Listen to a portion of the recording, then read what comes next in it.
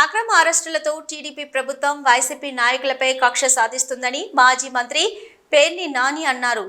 జోగి రాజు అరెస్టులో legal procedure miss అయిందన్నారు. Jogi Ramesh ను రాజకీయంగా ఎదుర్కోలేక టీడీపీ ప్రభుత్వం సిఐడి, ఏసీబీ కేసులు పెడుతుందన్నారు. సీఎం చంద్రబాబు ఎన్ని కేసులు పెట్టినా తాము ఎదుర్కొంటామని మాజీ మంత్రి పేర్ని నాని అన్నారు. విచారణ చేసావా? స్టేట్మెంట్ తీసుకున్నావా వీళ్ళ దగ్గర? ఇంత పద్ధతిగా అంటే లీగాలిటీ ఎక్కడా మిస్ అవ్వకుండా, లీగల్ ప్రొసీజర్ ఎక్కడా మిస్ అవ్వకుండా చట్టరీత్యా లేదా మనీ ట్రాన్స్ఫర్ చేసి కొన్ని ఏమన్నా డబ్బులు అకౌంట్ ట్రాన్స్ఫర్ చేయకుండా కొన్నారా? డబ్బులు ఇచ్చేప్పుడు కానీ లేదా పేపర్ అడ్వర్టైజ్మెంట్ ఇవ్వకుండా కొన్నారా? పోనీ ఆనుకుని పోనీ ఏమన్నా నంబర్లు మార్చేసారంటకి చంద్రబాబు నాయుడు ప్రభుత్వం ఇచ్చినటువంటి అగ్రిగోల్డ్ ఆస్తులకి అన్న సరిహద్దులు చేస్తుందా?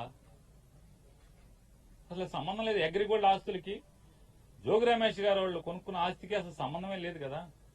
లేని పరిస్థితుల్లో ఇవాళ సిఐడితో అదే ఆగస్టు 2వ తారీఖు ఒక కేసు కట్టించి, ఏసీబీతో ఒక కేసు కట్టించి విచారణకు కూడా కనీసం పిలవకుండా ఏం జరిగింది, నువ్వేం చేశావు, నీ పాత్ర ఏంటనే విచారణ కూడా చేయకుండా జోగి రమేష్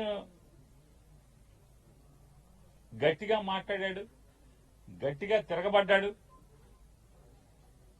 జోగి రమేష్ ని రాజకీయంగా ఎదుర్కొనలేక, అదే రాజకీయంగా నన్ను తిట్టాడు కాబట్టి, నన్ను ఎదిరించాడు కాబట్టి, నేను జగన్మోహన్ రెడ్డి గారిని తిడితే నా మీద తిరుగుబాటుగా మళ్లీ నా మీద మాట్లాడాడు, విమర్శించాడనేటువంటి కక్ష కడుపులో పెట్టుకుని రమేష్ ని ఏమీ చేయలేక మానసికంగా వేధించడం కోసం జోగి రమేష్ గారి కొడుకు మీద ఈ రకమైనటువంటి వాళ్ళ బాబాయ్ మీద అక్రమ కేసులు పెట్టి చంద్రబాబు నాయుడు గారికి ఒకటే చెప్తున్నాం, నీ ఇష్టం రాష్ట్రంలో ఉన్నటువంటి 175 నియోజకవర్గాల్లో ఉన్నటువంటి వైఎస్ఆర్ పార్టీకి సంబంధించినటువంటి అందరినీ కూడా లోపలేసుకో, నీ మీద పోరాటం